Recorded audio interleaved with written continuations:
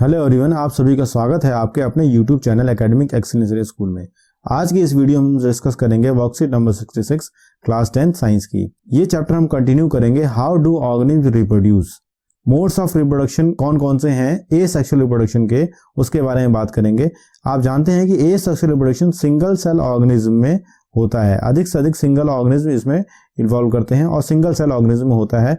तो first type हम पढ़ेंगे फिशन के बारे में, सेकेंड टाइप है बडिंग, थर्ड टाइप है स्पोर फॉर्मेशन, फोर्थ टाइप है रीजनरेशन, फिफ्थ टाइप है फ्रेगमेंटेशन, सिक्स्थ है वेजिटेटिव प्रोपेगेशन। सो ये 6 टाइप है, 1 से लेकर 6 टाइप तक इनके बारे में आज हम स्टडी करेंगे। तो चलिए स्टार्ट करते हैं फिशन के बारे में, जो कि 2 तरह का होता है, एक है बाइनरी फिशन और दूसरा है मल्टीपल फिशन। तो चलिए फिशन के बारे में समझते हैं। फिशन का शाब्दिक अर्थ है टूटना, और इसमें क्या होता है, एक ऑर्गेनिज्म जो है, एक ऑर्गेनिज्म 2 हिस्सों में टूट जाता है। अगर वह 2 हिस्सों में टूटता है तो उसे हम कहते हैं बाइनरी फिशन, जो कि हमें देखने को मिलता है अमीबा में, पैरामीशियम में और लिस्टमानिया में। ये लिस्टमानिया एक सिंगल पेरेंट ऑर्गेनिज्म है। इसका आप देख रहे होंगे, इस न्यूक्लियस का साइज बढ़ रहा है, और न्यूक्लियस का साइज बढ़ने के बाद ये 2 न्यूक्लियस हो गए, और 2 न्यूक्लियस जब हो जाते हैं तो फिर यहाँ से एक बाइफर्केशन लाइन आती है और यहाँ से फिर 2 लिस्टमानिया प्रोड्यूस हो जाते हैं। बाइनरी फिशन का अर्थ है 1 से 2 ऑर्गेनिज्म प्रोड्यूस होना। ठीक वैसे ही मल्टीपल फिशन का अर्थ है 1 से बहुत सारे 2 या 2 से अधिक ऑर्गेनिज्म प्रोड्यूस होना, जो कि देखने को मिलता है प्लाज्मोडियम में। प्लाज्मोडियम वही पैथोजन है जिससे मलेरिया होता है, ध्यान रखिएगा, प्लाज्मोडियम वही पैथोजन है जिससे मलेरिया होता है, और यह भी बॉडी के अंदर घुसने के बाद मल्टीपल फिजन ही करता है। तो मल्टीपल फिजन 1 से बहुत सारे, और बाइनरी फिजन 1 से सिर्फ 2। 1 से सिर्फ 2 सिर्फ अमीबा, पैरामीशियम और लिस्टमानियम होता है। मल्टीपल फिजन होता है ये प्लाज्मोडियम में, अमीबा में। अब पढ़ते हैं सेकेंड टाइप फ्रेगमेंटेशन के बारे में। आप जानते हैं कि जब आप खाना खाने के बाद हाथ धोने की तरफ जाते हैं, हाथ धोते समय टोटी के नीचे या टोटी के आसपास जहां पानी रुकता होगा, वहां पे आपको एक धागे की तरह मटेरियल दिखता होगा, और ये जो धागे की तरह मटेरियल है, ये जो है, ये इसे हम कहते हैं स्पायरोगेरा। और ये स्पायरोगेरा यानी ये धागे वाला मटेरियल जो है वो छोटे छोटे पीस में ब्रेक हो जाता है। मान लीजिए कि ये हमारा धागे वाला मटेरियल है और ये कई सारे छोटे छोटे पीस में टूट गया, एक पीस ये रहा, एक पीस ये, एक पीस ये। अब ये जो धागे वाला मटेरियल जो 3 पीसों में टूटा है, इससे एक नया ऑर्गेनिज्म प्रोड्यूस हो जाएगा, क्योंकि ये धागे वाला मटेरियल लिविंग है, जिसे हम कहते हैं स्पायरोगेरा। वो कुछ इस टाइप का होता है, और ये टूटने के बाद नए ऑर्गेनिज्म प्रोड्यूस करता है, इसलिए इसे हम कहते हैं फ्रैगमेंटेशन। फ्रैगमेंट का मतलब है कि एक बड़े हिस्से का छोटे छोटे पार्ट्स में टूटना, और वो जो टूटना है वो नेचुरल कंडीशन में होता है, उसे कोई तोड़ नहीं रहा है, और जब नेचुरल कंडीशन में होता है तो उसे हम कहते हैं फ्रैगमेंटेशन। ध्यान रखिएगा बच्चों कि फ्रैगमेंटेशन का मतलब नेचुरल कंडीशन में ये जो धागे लाइक मटेरियल है, यानी जो स्पायरोगेरा है, ये ब्रेक हो रहा है। अब बात करते हैं रीजनरेशन की। रीजनरेशन जाना होगा आपने कि रावण जो है उसके 10 सर थे, एक सर काटते थे तो दूसरा सर चालू हो जाता था, दूसरा सर काटते थे तो तीसरा सर आ जाता था। सेम ऐसे ही ये एक ऑर्गेनिज्म है जिसका नाम है प्लेनेरिया, और इस प्लेनेरिया को अगर हम मिक्सी में डाल देते हैं, और मिक्सी में डालने के बाद इसको ग्राइंड कर देते हैं, ग्राइंड करने के बाद जितने भी पीसेज इसके बनेंगे, वो सारे पीस जो हैं वो इतने कैपेबल हैं कि वो नए ऑर्गेनिज्म प्रोड्यूस कर देंगे, जो आप यहाँ पे देख रहे हैं। मान लीजिए कि ये एक पीस जो है ये 3 हिस्सों में बढ़ जाता है, और इसके जो 3 हिस्से हैं वो 3 हिस्से इतने कैपेबल होंगे कि एक नया ऑर्गेनिज्म प्रोड्यूस कर देंगे, और इसी को हम कहते हैं रीजनरेशन। रीजनरेशन मतलब इनके पास खुद की अपनी कैपेबिलिटी है कि अगर बाय डिफॉल्ट या एक्सीडेंटल पेस के थ्रू ये कट हो जाए तो एक नया ऑर्गेनिज्म प्रोड्यूस कर लेते हैं। इसे हम कह रहे हैं रीजनरेशन। ये प्लेनेरिया में बहुत ज्यादा है और हाइड्रा में भी देखने को मिलता है। अब नेक्स्ट बात करते हैं वेजिटेटिव प्रोपेगेशन की। ये चैप्टर बहुत इंपॉर्टेंट है, हर बार एग्जाम्स में पूछा जाता है। वेजिटेटिव प्रोपेगेशन का मतलब ये है कि प्लांट्स एसेक्सुअल रिप्रोडक्शन करते हैं, और वो जो एसेक्सुअल रिप्रोडक्शन करते हैं कई बार वो रूट, स्टेम और लीव के सहारे से करते हैं, क्योंकि आप सभी को पता है कि प्लांट के अपने सीड होते हैं, उन सीड से नया प्लांट प्रोड्यूस करते हैं। लेकिन कई प्लांट्स के सीड नहीं होते।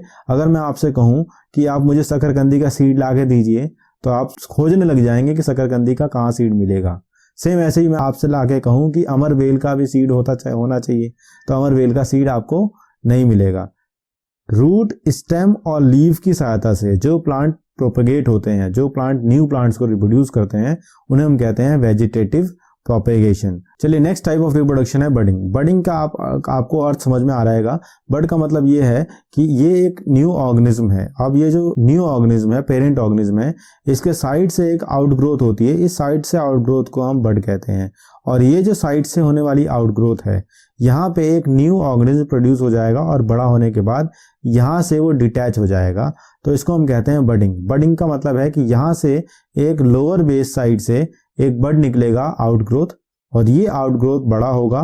बड़ा होने के बाद जब ये सक्षम हो जाएगा तो यहाँ से ये कट के बाहर निकल जाएगा, एक नया ऑर्गेनिज्म प्रोड्यूस हो जाएगा।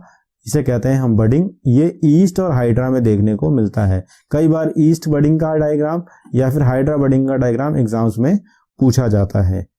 नेक्स्ट टाइप ऑफ रिप्रोडक्शन है एसेक्सुअल में स्पोर फॉर्मेशन। आप स्पोर के बारे में कैसे समझेंगे मैं आपको बताऊं कि जिस तरीके से आप पाउडर अपने हाथों में ले लेते हैं और उसको फिर मुंह में लगाते हैं, ये जो पाउडर का हर पार्टिकल है ये एक स्पोर है। और ऐसे ही कुछ स्पोर होते हैं राइजोपस के और पेनिसिलम के, जो ये पाउडर लाइक मटेरियल होते हैं, इनको हम स्पोर कहते हैं, जो प्रोड्यूस होते हैं स्पोरेंजियम में। स्पोरेंजियम मतलब ये जो स्पोरेंजियम है, यहाँ प्रोड्यूस होते हैं ये स्पोर्स। स्पोर्स गिरते हैं, एयर के थ्रू बाहर आ जाते हैं, ये बर्स्ट होता है और एयर के थ्रू बाहर आ जाते हैं, और जिस भी एरिया में ये गिरते हैं वहां से एक नया प्लांट प्रोड्यूस हो जाता है। तो स्पोर फॉर्मेशन का कितना फायदा है कि यहाँ से एक जगह से दूसरी जगह जाने में कोई भी इनको व्यवधान या कोई भी प्रॉब्लम नहीं होती है, जो है राइजोपस और पेनिसिलम में। चलिए अब क्वेश्चंस को सॉल्व करते हैं। How does binary fission and multiple fission difference? So binary fission और मल्टीपल फिजन में क्या डिफरेंस होता है? ये बाइनरी फिजन है और ये हमारा है मल्टीपल फिजन। सो बाइनरी फिजन में 1 से 2 न्यू इंडिविजुअल प्रोड्यूस होते हैं और यहां से 1 से मोर देन 2 इंडिविजुअल प्रोड्यूस होते हैं। बाइनरी फिजन का एग्जांपल है हमारा अमीबा और मल्टीपल फिजन का एग्जांपल है प्लाज्मोडियम। नेक्स्ट क्वेश्चन की तरफ चलते हैं। How will an organism be benefited if it reproduce through spores? तो स्पोर्स के थ्रू अगर राइजोपस जो है वो प्रोड्यूस करता है तो उसको क्या फायदा होता है? स्पोर्स से थ्रू प्रोड्यूस करने से उसको फायदा ये है कि इट स्प्रेड, मतलब वो आसानी से फैल सकता है बाय एयर, वाटर और एनिमल्स इजीली। सो ये स्प्रेड हो जाता है, स्प्रेड आसानी से हो सकता है, एक स्थान से दूसरे स्थान पे आसानी से हो सकता है या फैल सकता है स्पोर्स के थ्रू। नेक्स्ट क्वेश्चन है, can you think of reason why more complex organism cannot give rise to new individual through regeneration? So more complex organism जो होते हैं वो रीजनरेशन के थ्रू एक नया इंडिविजुअल प्रोड्यूस क्यों नहीं करते? क्या आप एक रीजन दे सकते हैं? सो रीजनरेशन जो है, regeneration is for simplest type of organism। Regeneration जो है वो सिंपलेस्ट टाइप ऑफ ऑर्गेनिज्म के लिए है। और complex organism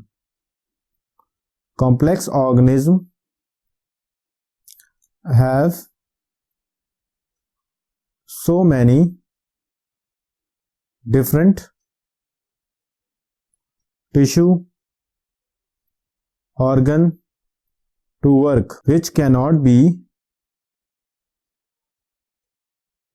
produced by regeneration।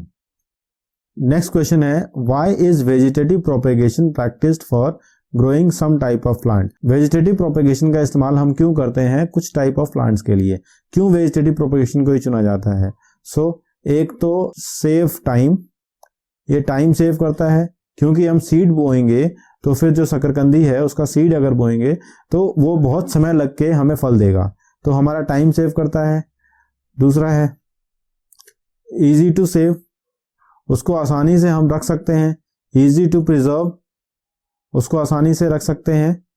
तीसरा है प्रिवेंशन फ्रॉम पेस्ट, अगर हम किसी सीड को रखते हैं तो पेस्ट उसको खा लेते हैं, लेकिन अगर हम उसकी लताओं को रखते हैं तो पेस्ट उसको इतनी आसानी से नहीं खा पाएंगे और उसको हम आसानी से बो सकते हैं। तो ये है वेजिटेटिव प्रोपेगेशन, हम आसानी से कर सकते हैं।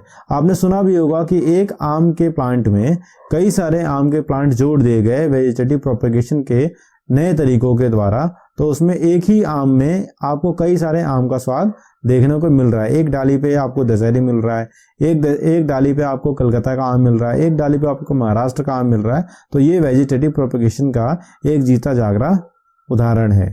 Thanks for watching. Do like, share, comment and subscribe the channel for further learning. Subscribe करने के लिए आप जो रेड कलर का बटन है सब्सक्राइब और उसके आगे जो घंटी का बटन है उसको दबाइए, ताकि आपको नई से नई नोटिफिकेशन जल्दी से जल्दी मिले।